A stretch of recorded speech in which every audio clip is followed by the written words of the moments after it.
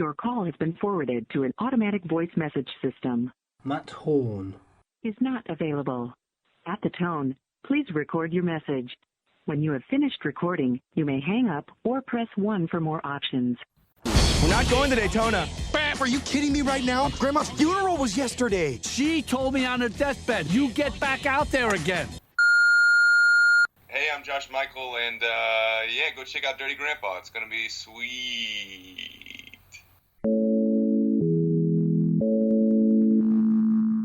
On the line, we have Josh Mikel talking to us from... Where are you talking from, Josh? From Atlanta, Georgia. Really? Yeah, where are you at? I'm in the UK. I think I've just ticked off another state that I've interviewed in. Obviously, first things first, have you woken up to snow? I did, actually. It is actually freezing.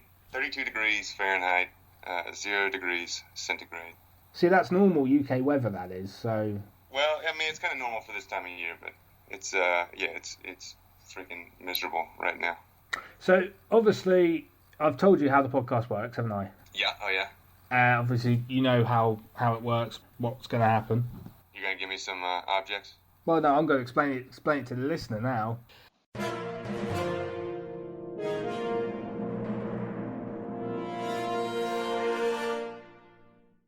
Hello, and welcome to Matt Horn Meets. I am a computer, the Hawk 1000. I am here to tell you how the podcast works. Throughout the interview, both Matt and the interviewee will be selecting objects for use in the final part of the podcast, where the interviewee will be pitching a film idea. It should be noted at this point that the interviewee's responses are real and at time of recording, and none of the objects have been selected beforehand. Thank you, and goodbye. So, how confident are you feeling, Josh? I'd say on a scale of 1 to 10, probably a 4. A 4. So, Josh, first object of the podcast. It's got to have something to do with your new film, Dirty Grandpa. What object do you think would be a good one? A hacky sack. A hacky sack. Because I'm British, I don't know what a hacky sack is. It's like a bean bag, like a small bean bag that people kick around. It's big in, I don't know, I'm just gonna insult the entire groups of people. It's big in surf culture and stoner culture. You've never seen a hacky sack? No. Oh yeah. Oh, they're fun. My character has a hacky sack. Which brings us quite nicely onto the fact we're talking about Dirty Grandpa. Yeah. Which is obviously Robert De Niro and Zac Efron. Two actors who you'd never think would work, but in this film they do. Yeah, have you seen it? I haven't had a chance to. I've seen the trailers though. I've seen some of my stuff in it when I was doing 80 yards. So what is the general plotline surrounding the film? So Zac Efron's character is about to enter into a maybe ill-advised marriage, and his grandmother just passed away, and his grandfather convinces him to go on a road trip, or tricks him into going on a road trip, and they end up at the beach, and hilarity ensues. And you're playing a hippie. That's right. Where does your character fit into the film? Well, what becomes Zac Efron's love interest, the character Shadia, we're like a bunch of hippies, and we're opposition to this laser tag arena that is being built, and we end up Zac Efron and I don't know how to pronounce her last name, Zoe Deutsch. Sounds about right. Yeah. We kind of, under the guise of like being environmentalists, we get her to tag along with us, but turns out we're actually just a bunch of stoner creepos, douchebags. Yeah. So how did you get involved in the project in the first place? I got an audition through my agency and had a call back with Dan, the director, and a couple of the producers, and then booked the role and was on for maybe 4 days, I think. 4 days shooting. Obviously, it's a comedy. Oh, yeah. How would you say it's different and unique? It's a unique piece, obviously, because it's got Zac Efron and Robert De Niro.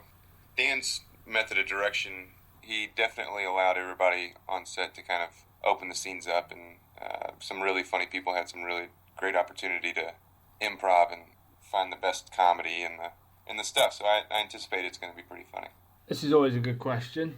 What was it like working with the cast and crew on set? It's fantastic. My hippie counterparts, my buddy Warren Steele, who is an Atlanta actor as well. He plays hippie Bart, and then Eugenia Kuzmina, I think I got that right, played hippie Kathy, and it was awesome. It was a great group of people to be with, and Zac Efron, he's the type of person who is just so good at everything and talented, and then just, obviously handsome, that you want to find something to not like about the guy. I think everybody's, upon meeting him, is blown away by just how nice and humble he is. It'd be a lot easier if he was like super talented and handsome and was just a complete asshole, but he's not. He's a really fantastic dude.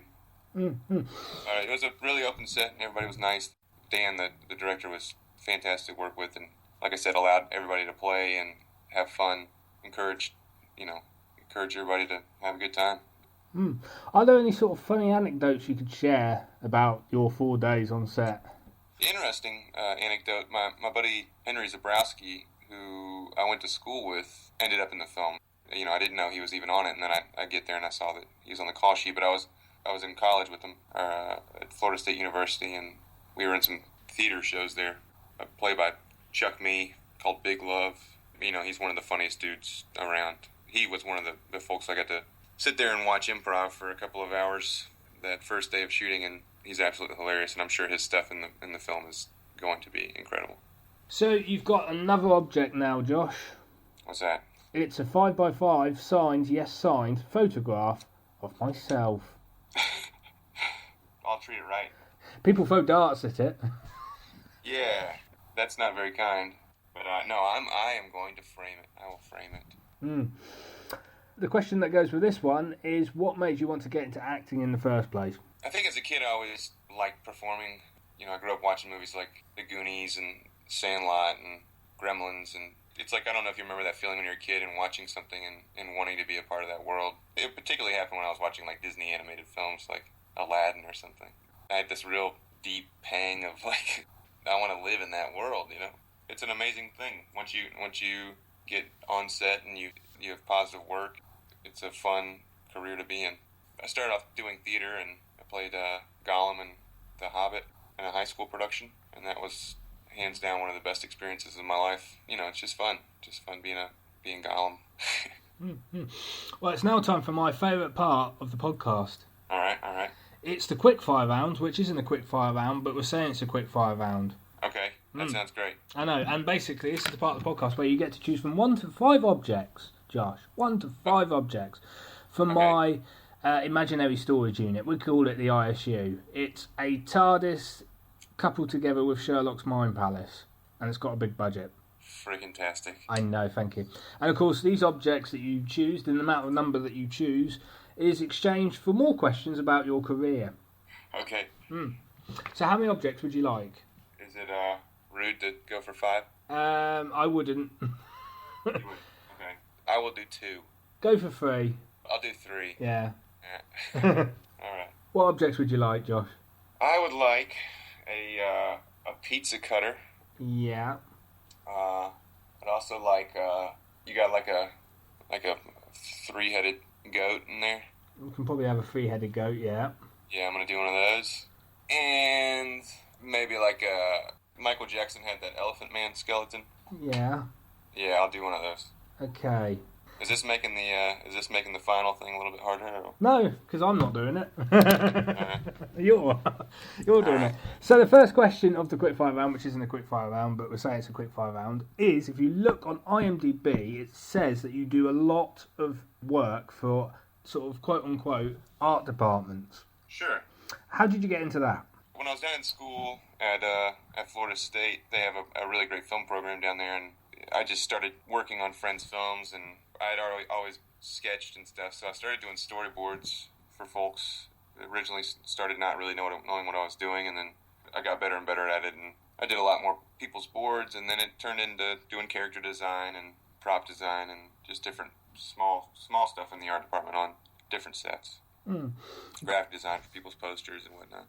A sub-question here. I've never met a storyboard artist yet, and that's 250 podcasts we're talking about here. Nice. How hard is it to create a storyboard? It's not really that hard at all. It's fun. It gets you to think differently, and you're interpreting someone's vision of what they see for the script. So once you learn the vocabulary, once you kind of learn how to translate shots to page, like say someone is thinking of a wide shot that punches into a medium shot that punches into a close-up. You learn how to draw those things, and anybody that can sketch very basically can do storyboards. A lot of times directors are looking for a little bit more. My stuff tends to be pretty cartoonish, comic booky stuff. But it's fun. It's an awesome thing. I recommend it to anybody. It also gets you to learn how to draw very quickly because you don't want to take too long doing that stuff. It's a super helpful tool to directors that use them. And sort of another sub-question here is that you also do stunts as well. Yeah, just by nature of being on a set and not having a stunt double or something and needing to get shot in the head or drag down some stairs or take a fall or something. It's never anything too huge. Your second question of the quickfire round, which isn't a quickfire round, but everyone gets the gist by now. All right. I've got to talk about 2 projects in one question. Last year, first you were in Alvin and the Chipmunks, and then you were also in Terminator Genesis. Oh, man. How does that work? I often say that my bread and butter is kind of the scum of the earth. I usually play like rapists and drug dealers and murderers and just assholes in general, or pizza guys. I get a lot of pizza guys. And Alvin and the Chipmunks, the nature of my look, just having long hair and facial hair, I kind of look like a average pizza delivery dude, I guess. And then in Terminator, I played an angry driver. The clip is online. I don't even really make the cut. I'm like in the back. I'm out of focus behind Arnold Schwarzenegger, and I say, hey asshole, get off the road. And he says, bite me, which is highlight of my career. Arnold Schwarzenegger telling you to be bitten. Telling me to bite him, yeah. Yeah. It's cool to be acting opposite CGI chipmunks and cool to be acting opposite action heroes who were maybe failed governors of California. We can't really say that, but part of me is actually thinking that they should make a film where they terminate chipmunks, but that might be a bit controversial. There we go.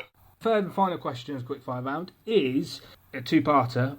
Which actor has been your favourite to work with and why? And who would you like to work with in the future? Well, on Dirty Grandpa, I actually didn't have the opportunity to work with De Niro, but I did work with him previously on a film called Heist, which is a standard action film, but he had a huge chunk of dialogue, and here he is a Hollywood royalty and someone I've looked up to for a long time, and he was completely dedicated to the piece.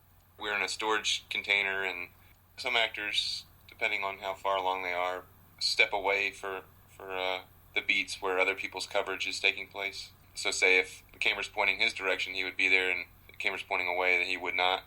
But De Niro stuck around the entire time to play out the scene opposite us, even when the camera wasn't on him, and he was there to make it as good as it possibly could be. And you hear so many bad stories about actors, especially when they are Hollywood royalty like that. I couldn't say greater things about the guy.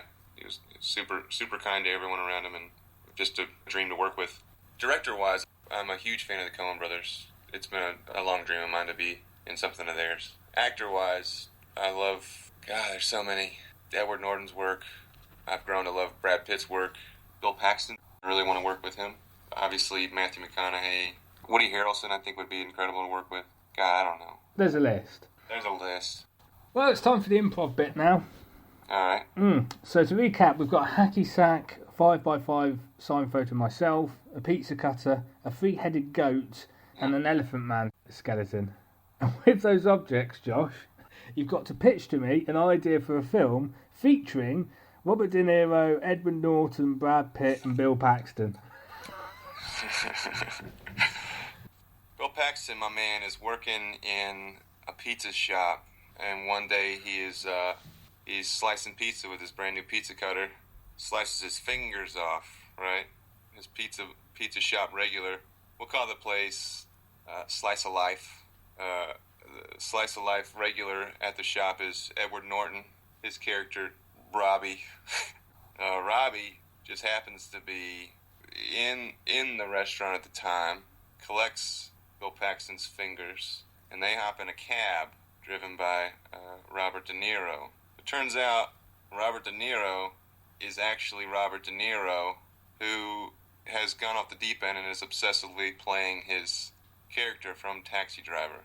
They managed to get a phone call off to my man Brad Pitt, who at the time is a antiquities expert at the Museum of Natural History, and he has just come into possession of a new Elephant Man skeleton that actually turns out to be a fake. Lo and behold, he received the Elephant Man skeleton from none other than you, Matt Horn, as witnessed by a 5x5 photograph found in the shipping container. So Brad Pitt gets a call from his buddy Bill saying that he has sliced his fingers off, but he's now in the cab of a crazed taxi driver who happens to actually be Robert De Niro. And he shoots off through New York in a comedy of errors to retrieve his friends from the crazed clutches of Robert De Niro. And it all resolves itself when something as simple as a hacky sack is thrown at De Niro and knocks him out. Where did the three-headed goat come into it? Oh, yeah. Can we just throw the hacky sack at the three-headed goat? The hacky sack gets thrown at a three-headed goat, which bucks Robert De Niro at an obscure petting zoo where our finale takes place. What's the title of the film, Josh? Pizza Cab. So you buying or what? It's not the worst idea I've heard. Yeah, it's not the worst idea I've heard. Right, so you're buying. I'll buy it in, yeah. Awesome. So, Josh, because you've been such a trooper, you now get a 1-minute plug to plug Dirty Grandpa and anything you've got coming up. Awesome, thank you. I got a handful of things coming out. Dirty Grandpa obviously is out yesterday in theaters worldwide here over the next couple of months. I'll be in the NBC show Game of Silence. I'll be in the Stephen King, Sam Jackson, John Cusack horror Cell, based on the Stephen King book of the same name. I have a couple of scenes in the new show Mercy Street. Yeah, and then everything else you can kind of find online. All the stuff I've done before. Well, Josh, it's been a pleasure interviewing you. It's been a pleasure being interviewed. Thanks, Matt. Bye-bye now. All right, take care.